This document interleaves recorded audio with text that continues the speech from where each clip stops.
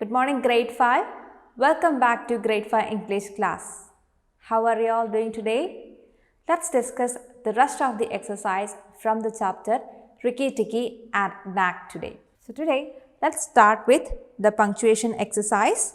Then we'll discuss the writing exercise. After that, let's discuss my word bank, and then there is a reading comprehension in the end. So let's start with the punctuation exercise. So this is about the use of commas. So where do we use commas? How does it differ from the use of a full stop or a period? A full stop or a period ends a sentence, whereas a comma indicates a smaller break or a soft pause. We also use commas to separate words, clauses or ideas within a sentence. So here there is a small note given about the use of commas. This is in page number 25 of your textbook. Please turn to that page and listen carefully. We use a comma after names that appear in the beginning of the sentence or after introductory words in a sentence. For example, can't you hear Rikki Tikki? See, in that sentence, that clause, can't you hear? That is an introductory clause. So after an introductory clause, you put a comma, you use a comma. The next sentence, yes, I can hear them. Here the word yes is considered as an introductory word. So after introductory words also, you use a comma. We also put a comma to separate the introductory thought from the second half of the sentence. He stole off to Teddy's bathroom, but there was nothing there. You see this clause, he stole off to Teddy's bathroom. This is a dependent clause. It means this clause cannot stand alone, or standing alone, it cannot convey the complete thought of the sentence. He stole off to Teddy's bathroom, but there was nothing there. So these two clauses are connected. So this clause, he stole off to Teddy's bathroom, this dependent clause is an introductory thought. It is an introductory thought in this sentence. So after an introductory thought also, you use a comma. The next sentence, when the house is emptied of people, he will have to go away. So the clause, when the house is emptied of people, this is an introductory thought. It is a dependent clause. So after that, you have to use a comma. So children, I hope this is clear to you. Here in this exercise, you are given a question. Read this passage, put commas where necessary. So you are given a passage there. Read this passage very carefully, and wherever a comma should be used, identify it and put a comma and rewrite this passage in your notebook. So the passage goes like this. Rikki, what are you doing out here? Asked Chuchundra nervously. I am out looking for Nag and Nagina. Why Chuchundra? Rikki Tikki replied. So this is the first part of this passage. Let's see how we can use comma in this. Rikki, comma. So when the name appeared in the beginning of the sentence, you put a comma there. So Rikki, comma, what are you doing out here?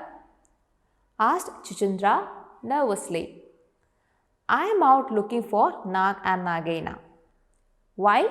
Chuchundra. Here why is an introductory word. So after that you put a comma. Rikki Tikki replied. So just go through this passage very carefully and follow the rules of using commas, and then rewrite this passage in your notebook using commas in proper places. So this is about the punctuation exercise. The next is the writing exercise. So this is about writing an alternate ending. Let me read the question to you.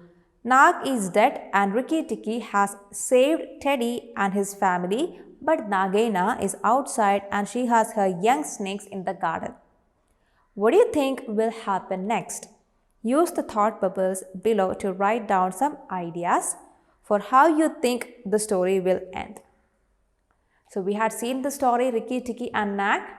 In the end of the story, Nag got killed by the big man, but Nagaina was still alive. Their babies were soon to be born. So Now the babies are born. So Nagina and her babies are out there in the garden. So what can happen next? Just think about it and write a different ending to the story. You can see some thought bubbles are given here. You can write your alternate ending of the story. Alternate ending means a different ending. You can write your alternate ending of the story in these thought bubbles here.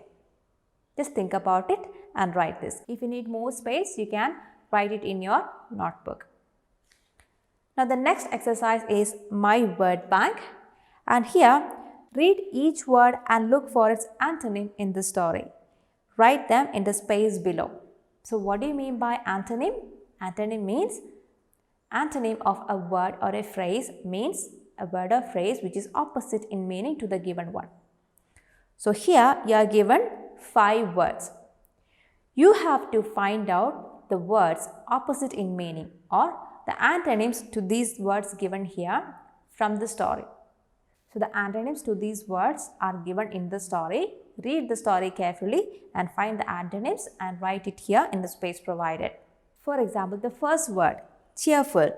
Can you identify a word or an antonym to cheerful from the story?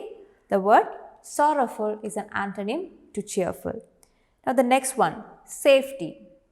In the story, you could read a word danger. So this is an antonym to the word safety. Similarly, find the antonyms for other words and complete this exercise. Let's move on to the reading comprehension exercise now. So here you can see this is about the importance of friendship. Let's read this. Please look at your textbook. Someone once said, friends are like flowers in the garden of life. Who doesn't need a good friend? We all need someone to laugh, talk, and share our problems with. You feel relaxed, comfortable, happy, and in high spirits when you are with a good friend. A friend is someone who really cares for you. You can correct that word you after the word someone to who, so that it becomes a friend is someone who really cares for you. School is the best place to make strong friendships as you share wonderful memories of childhood. Your favorite subjects and teachers, shared meals, school events, football and cricket matches. Often you stay in touch and remain friends long after school is over. How do you feel on the day your friend is absent from school? You'll probably feel lonely and miss him or her. It is likely that you will inform him about the topics he has missed, even perhaps help him complete the work. It does wonders for one's self-confidence to know that there is someone who will support us in times of need. One of the most important qualities for friendship is loyalty. A true friendship means that you stand by your friend through thick and thin. You should not be a fair weather friend, that is a friend only when everything is well, and turn your back in difficult times. Friendship also involves walking the extra mile. If a friend has had a bad day, you need to find ways to encourage and restore his or her self-confidence. Challenges appear less daunting if a good friend supports you. The best part about friendship is the wonderful companionship it offers. Birthday parties, class outings, picnics and excursions are so much more fun when one is with friends. Friends add positivity and cheer to our lives. Life would indeed be dull if one had no friends. So children, this is about the importance of friendship, the importance of good, great friendships. You have to read this passage carefully once again, and then in the next page, page number 28, you are given 2 sets of questions. The first set, section A, answer these questions. Here you are given 4 questions based on the passage. So based on your reading and understanding, you have to answer these questions in your own words. Then after that, move on to the next section, section B. Fill in the blanks with the correct option. So here also you are given 4 questions. You are given choices for each question. Choose the correct option and complete each sentence here. So children, I hope these are clear to you. Let me remind the homework for the day once again. You have to complete all the exercise and then submit your answers in Microsoft Teams. So that's all for today, children. We'll meet in the next class. Till then, bye.